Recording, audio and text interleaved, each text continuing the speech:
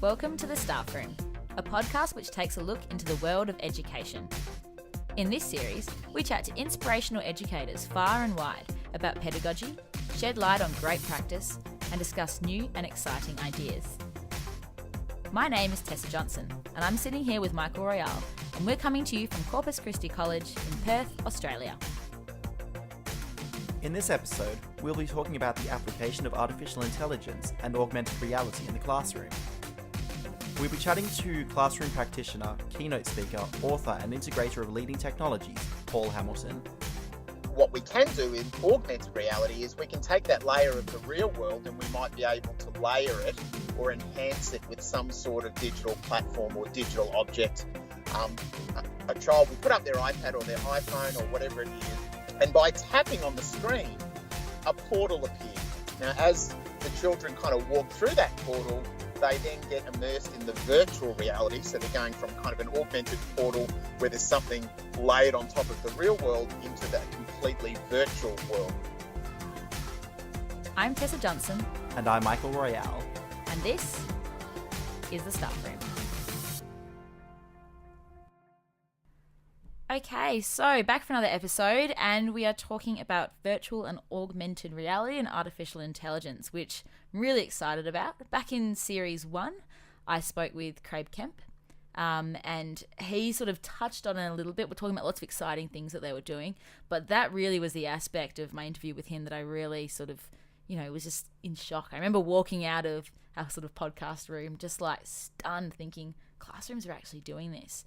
And Paul Hamilton, who I've followed on Twitter and you follow as well, Michael, he's all over this area. So I'm really excited and also just eager to see how is this being used in other classrooms and how can we maybe adapt these to our classrooms as well. What are you excited for most, Michael? Well, I don't really know much about either, to be honest. I know that we're just sort of scratching the surface, and a few years ago when I got my Nintendo DS, I remember they had augmented reality on that, and it's the most basic form of it, but it just intrigued me so much. I was enamored with it. So I do want to know more about it and learn more about it from Paul. And as well as that, just the idea of implementing it into our classrooms and him, discussing how he's done that in his own classroom. Yeah, and I think particularly this is what really excites us because you think of films and TV series that look at the future and they sort of have augmented reality in them and virtual reality. So it's it's not. If it's exciting us, surely it's going to excite the kids as well. Oh, definitely. All right, well, let's get started. Yeah, let's do it.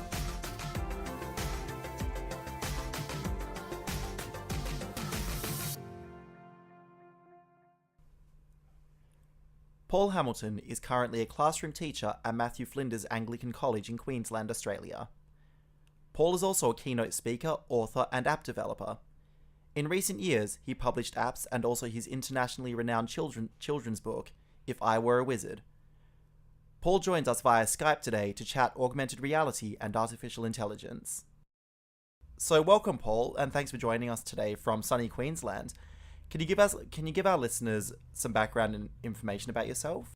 Yeah, so it's not so sunny at the moment. It's we've got a huge storm cell over the top, so it's a little bit rainy up here at the moment. But my background, I'm a Melbourne boy. Grew up educated in Melbourne.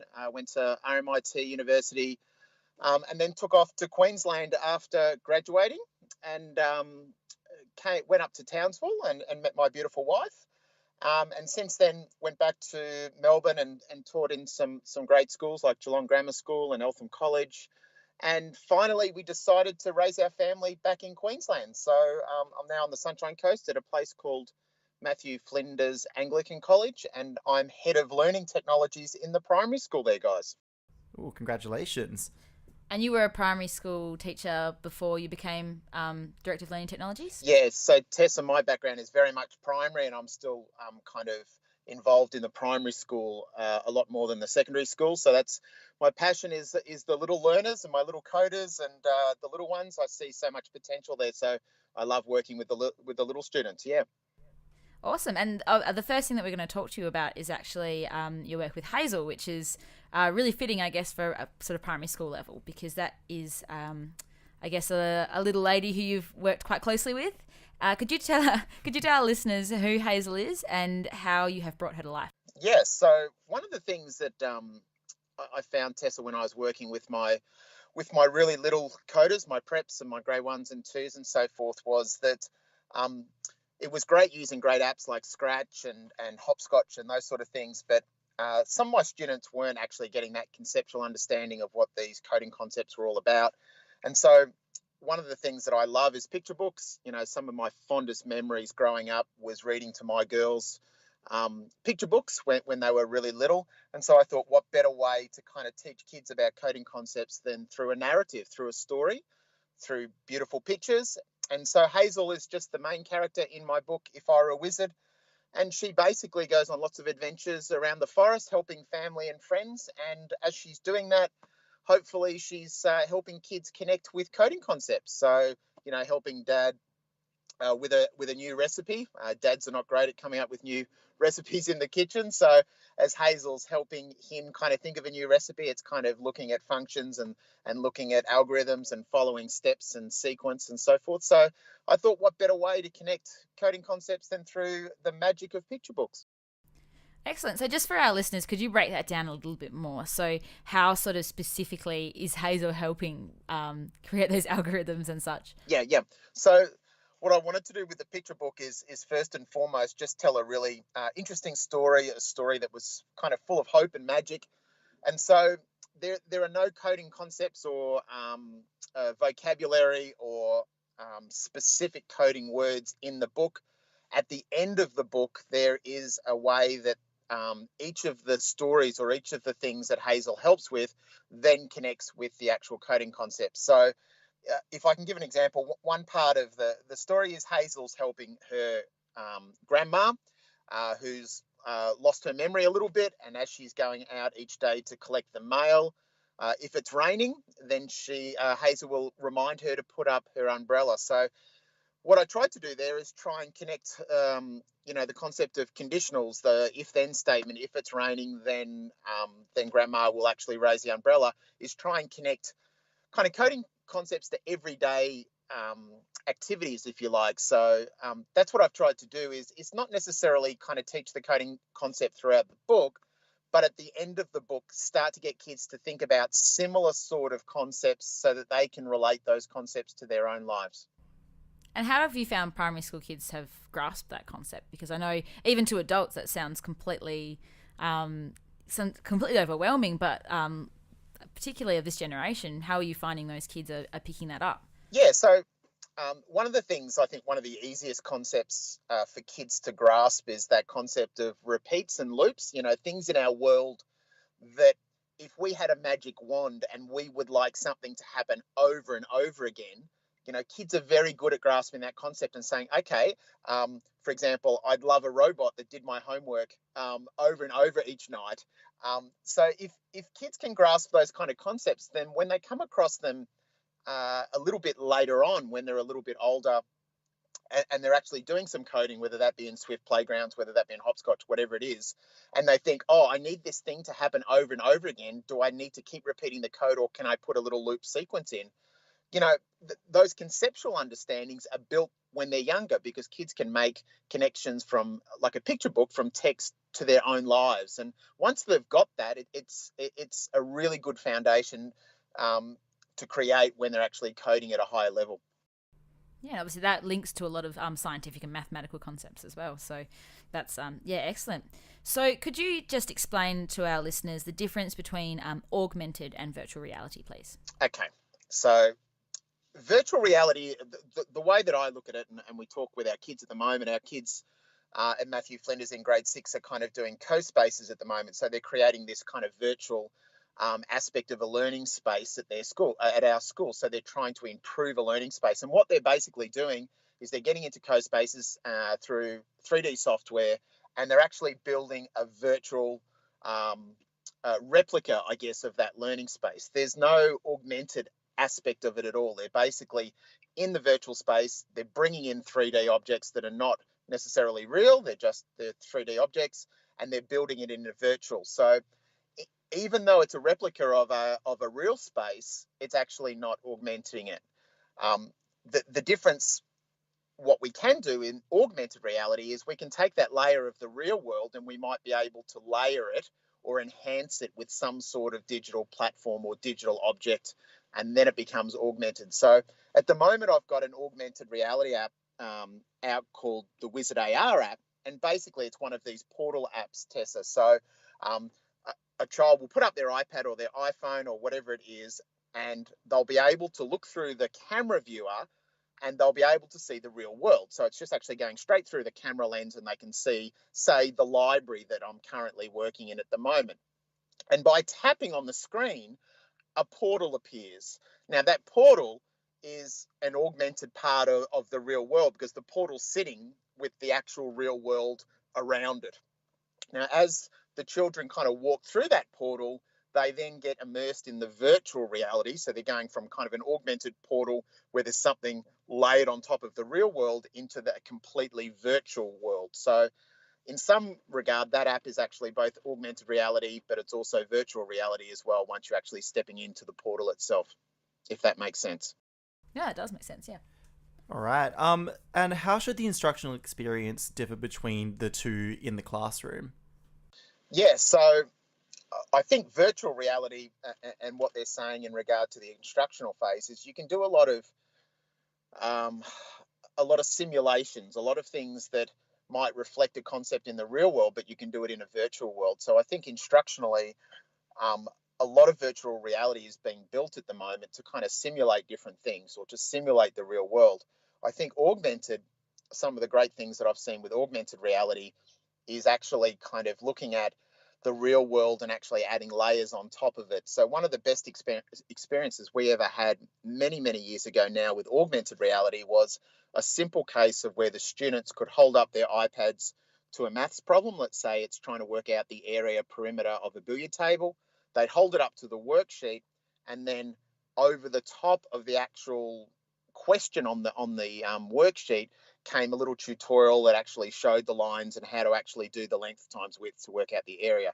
So I think augmented is a great way of looking at kind of spatial things and locations and instructional, trying to match the learning task up with those sort of aspects. Virtual reality is just a great way of actually kind of creating simulations and doing some of those other aspects of that relate well to virtual reality. Do you feel like augmented might fit better in the classroom in a way, like a little bit more seamlessly, rather than 25 kids, 25 sets of goggles, whereas you've got 25 kids, 25 iPads? That seems a lot more achievable. I think we haven't touched the surface with augmented reality yet in education. I think there's a lot of eye candy, a lot of whiz bang, a lot of colouring in things that pop up, and it kind of got that cute factor. I don't think I think we're still very much looking at how to use augmented reality properly there's been some really interesting kind of developments just lately in regard to kind of measuring and looking at real life measuring. Some of the AR kit, I know Daniel's very into that area as well. So there's some really promising aspects in there at the moment. I think a lot of people kind of jumped into augmented reality a couple of years ago with Erasmus and looking at a platform that's easy for kids to create augmented experiences with. I think that's still a really big challenge with augmented reality.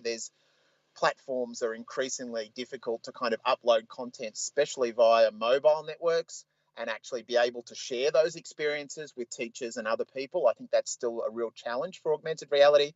And I think that's where probably VR and virtual reality is kind of jumped past it really, really quickly, because the actual managing of those kind of virtual worlds is in some way a little bit easier than augmented reality.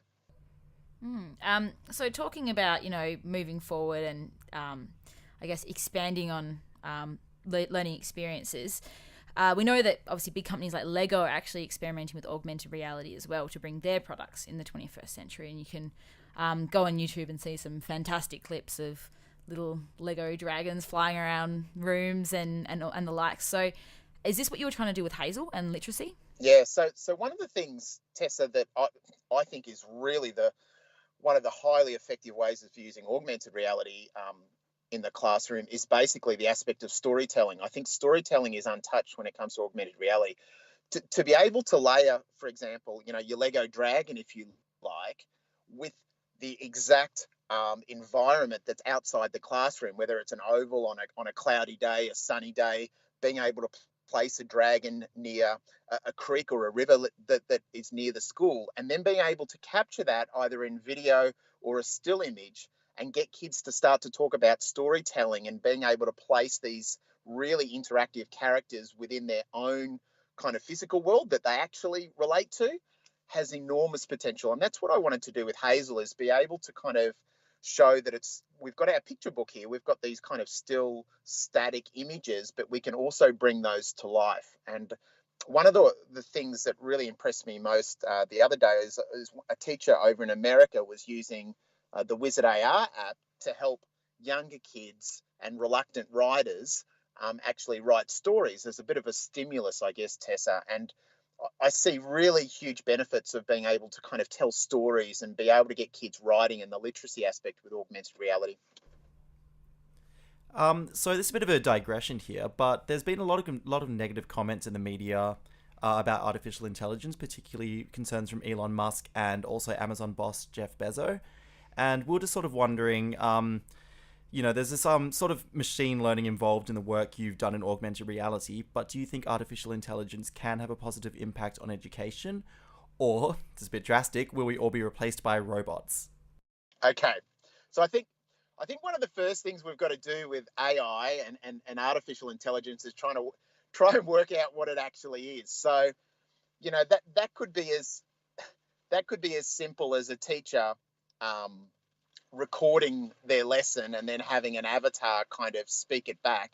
In some regards, that's kind of an artificial intelligence, even though it's not thinking for itself. It's not doing that machine learning aspect where it's kind of learning as it goes. I think one of the things that's really exciting, and as you said, there's a lot of negativity around that. There's a lot of talk about artificial intelligence being used to do the mundane tasks, the things like marking and the things that often take up a lot of teachers' time. For me, I'm really excited about the other aspect.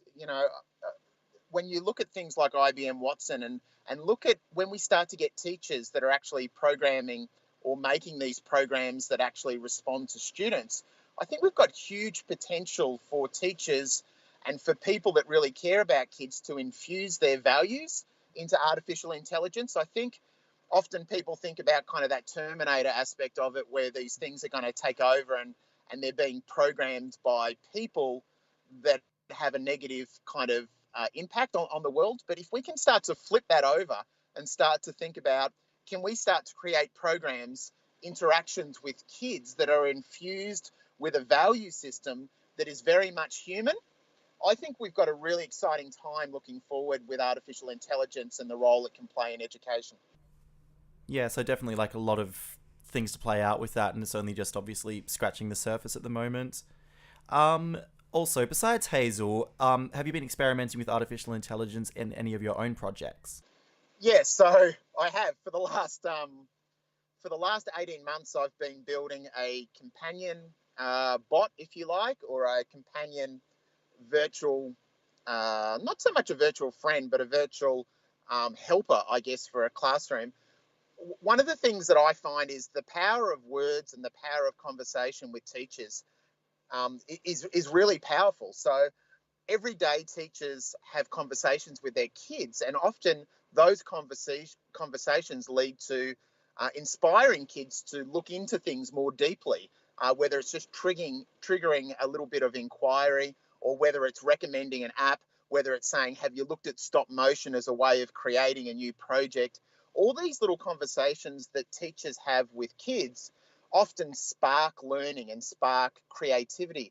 So it got me thinking that, can we create a bot? Can we create this kind of responsive system that has kind of the heart of a teacher, that has the empathy and the wanting to spark further learning? Can we kind of blend that with the brain, I guess, of something like IBM Watson? So I've been creating this kind of companion bot, I guess, this inquiry bot, for the last 18 months and writing basically the script for it. And now I've been able to match it up with one of these kind of virtual characters, these really detailed avatars from a company in America that will hopefully bring this companion bot to life. And it's really, really exciting. I see huge potential with those sort of kind of virtual assistants. One of our colleagues was mentioning before as well, you're designing something to help with bullying in your class. Could you explain a little bit about that? Yeah, so so that's actually the same bot. So it got me thinking that, that if we could actually start creating these virtual assistants that is actually programmed by teachers, what we can actually do is when a student is talking to the bot and saying, I'm actually being picked on, or I'm being bullied, or I don't have any friends. What if we had a virtual assistant that didn't try and solve the problem, but actually gave that student the encouragement to go in and actually approach a real person, a human, and to have that bot saying, look, who are the people that you trust, the actual real people in your life that you trust? And imagine a virtual assistant, instead of kids kind of trying to work their way through Google and trying to solve these problems for themselves. What if there was a companion bot that actually really encouraged the student to go back to a real human, which we know is the best way to actually kind of open up and to kind of bring about a resolution for that child? I think that's fantastic. So that's all we've got today, Paul. So thank you so much. For our listeners, could you let us know where they can follow you online to keep track of your speaking appearances and also to check out some of your exciting projects? Yeah, so Tessa, you can find me on Twitter, obviously. Is one of the ones that education teachers use a lot, which is at Paul Hamilton 8. And if you just type in Apps by Paul Hamilton, whether that's on YouTube, which I use a lot to do tutorials, or just find my website, Apps by Paul Hamilton, that's the best way to find me, Tessa. Excellent. Thank you so much. And also your Twitter handle as well? Yep. So Twitter handle is at Paul Hamilton 8 with an 8 on the end of it. Excellent. Thank you so much, Paul. It does sound like you're having some crazy weather over there. We can hear. I'm sorry. I'm in a car in the middle of nowhere with this rain bucketing down on me. So thanks for having me, guys. No need to apologise, and thanks so much for taking the time in that case. You're in the wrong city because Perth is pristine. Yeah, sunny, blue weather. skies. Yeah, I need to get back there. Thanks again. Thanks so much. Thanks, guys. And have a great one. See you, mate.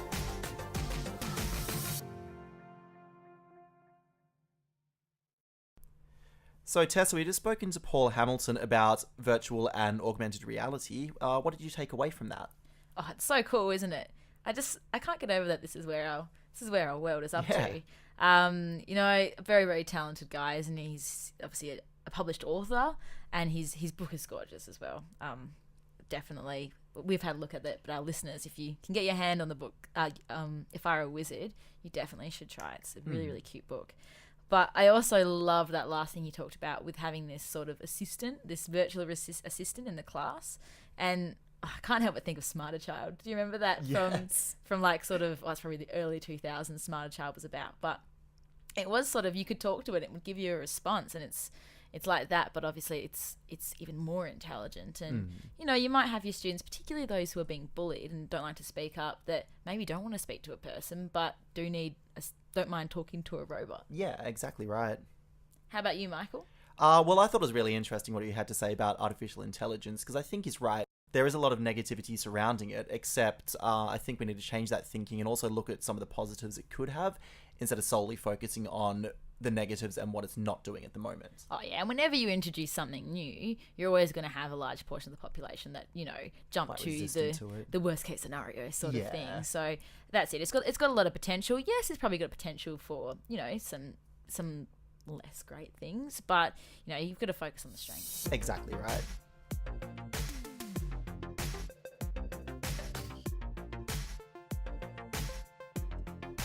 Thanks so much for listening to The Staff Room, and thanks to our guest, Paul Hamilton.